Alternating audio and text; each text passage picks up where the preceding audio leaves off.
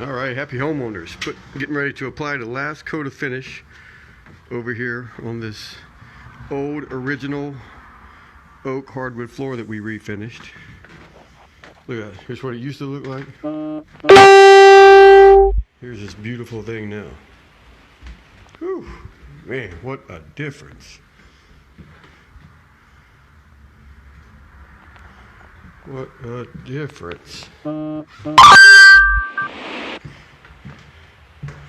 Look at the timeline from the first video this morning to this one. When you got the right guys and the right equipment, you can get a lot done in a short amount of time. We put some reducers in here for the height difference.